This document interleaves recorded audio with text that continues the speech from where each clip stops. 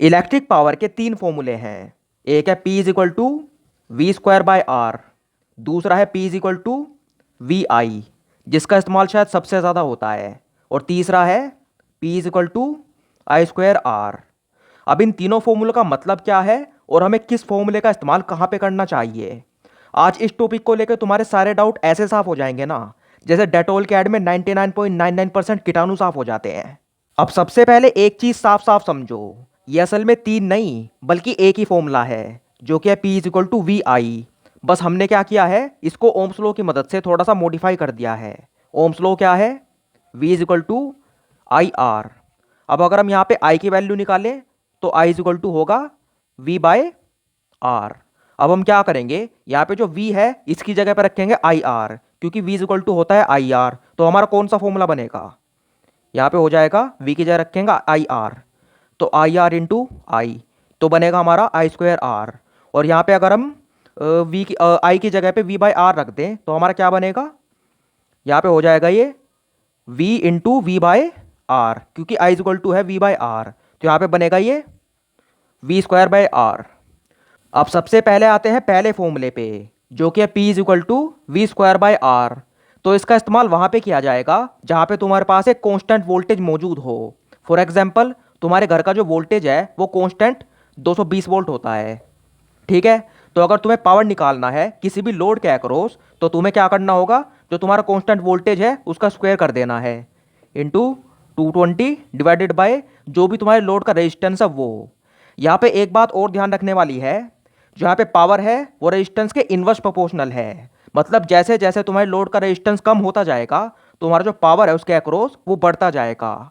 इसी वजह से जितने भी हाई पावर के लोड्स होते हैं ना, मतलब फॉर एग्जांपल मान लो कोई 100 वोल्ट का बल्ब है और कोई तुम्हारा 15 वोल्ट का बल्ब है, और ये दोनों तुम्हारे एक ही वोल्टेज पे चलते हैं, जो कि है 220 वोल्ट।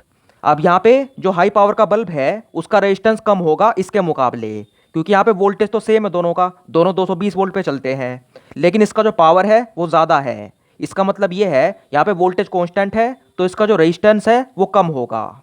दूसरा फॉर्मूला है P is equal to V I. ये फॉर्मूला तब इस्तेमाल होगा जब तुम्हें वोल्टेज और करंट दोनों की वैल्यू मालूम हो। फॉर एग्जांपल मान लो तुम्हारा कोई भी लोड है और तुम्हें मालूम है कि तुमने उसके अक्रॉस कितना जो है वोल्टेज लगाया हुआ है, मान लो यहाँ पे 220 वोल्ट लगाया है, लेकिन तुम्हें इसकी रेजिस्टेंस नहीं मालूम। मतलब तुम्हें यह मालूम है कि ये सप्लाई से कितना करंट चूस रहा है। फॉर एग्जांपल मान लो 1 एम्पियर चूस रहा है, तो तुम क्या करोगे, यहाँ पे पावर निकालने के लिए जितना वोल्टेज तुमने इस पे लगाया हुआ है उसके करंट से इसकी मल्टीप्लाई कर दोगे और तुम्हारा यहाँ पे पावर निकल जाएगा। एक बात यहाँ पे और ध्यान रखने वाली है, जो भी करंट होता है ना किसी भी लोड के अक्रॉस, वो डायरेक्टली वोल्टेज पे डिपेंड करता है। मतलब अगर किसी उपकरण पे लिखा हुआ है 220 वोल्ट 1 एम्पियर, तो इसका मतलब ये है कि जब तुम उसको 220 वोल्ट का वोल्टेज दोगे तब जाके वो 1 एम्पियर करंट लेगा। अगर तुम उसको 220 वोल्ट से कम का दोगे तो वो करंट भी जो है उसका कम हो जाएगा, और अगर ज़्यादा का दोगे तो उसका जो करंट है वो बढ़ जाएगा। मतलब जो पावर है वो पूरी तरह से उसके वोल्टेज पर डिपेंड करती है जो तुम उसको दे रहे हो। अब तीसरा फॉर्मूला है P is equal to I square R. इस फॉर्मूले में क्या है, जो तुम्हारा पावर है वो रेजिस्टेंस के डायरेक्टली प्रोपोर्शनल है। मतलब मान लो कोई भी तुम्हारा रेजिस्टेंस है, तुम्हारा कोई भी लोड है जिसके अक्रॉस कोई भी करंट पास हो रहा है, मान लो 1 एम्पियर, और इसकी जो रेजिस्टेंस है मान लो 10 ओम है। तो अगर यहाँ पे करंट की वैल्यू कांस्टेंट रहेगी, मतलब 1 एम्पियर रहेगी, और तुम यहाँ पे लोड का जो रेजिस्टेंस है उसकी वैल्यू बढ़ाते जाओगे, तो यहाँ पे जो पावर है उसकी मात्रा भी बढ़ती जाएगी।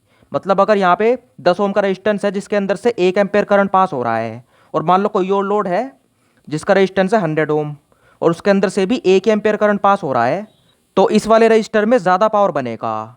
जबकि इस वाले फॉर्मूले के केस में क्या था, जैसे जैसे तुम्हारे लोड का रेजिस्टेंस बढ़ रहा था वैसे वैसे तुम्हारा यहाँ पे पावर जो है कम होता जा रहा था।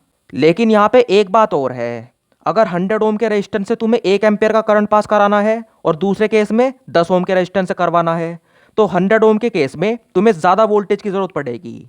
यहाँ पे तुम्हें चाहिए होगा 100 वोल्ट, और जबकि यहाँ पे तुम्हें चाहिए होगा सिर्फ 10 वोल्ट। तो यहाँ पे ये जो है सारे फॉर्मूले एक दूसरे से रिलेटेड हैं।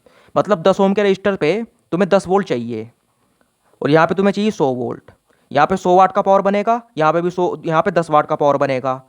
तो यहाँ पे 10 इंटू, यहाँ पे तुम वोल्टेज इंटू करंट कर सकते हो, यहाँ पे भी वोल्टेज इंटू करंट कर सकते हो।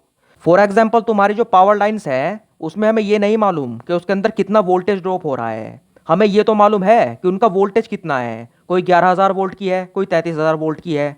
लेकिन वो जो सारा का सारा वोल्टेज है वो किसी ट्रांसफॉर्मर के अक्रॉस जो है ड्रॉप होता है। पावर लाइंस में हमें कोई भी वोल्टेज ड्रॉप करने की मतलब हम नहीं चाहते कि कोई भी वोल्टेज पावर लाइंस में ड्रॉप हो। तो वहाँ पे हम क्या करते हैं, करंट की मदद से निकालते हैं कि कितना उसमें आई स्क्वायर आर लॉस हो रहा है।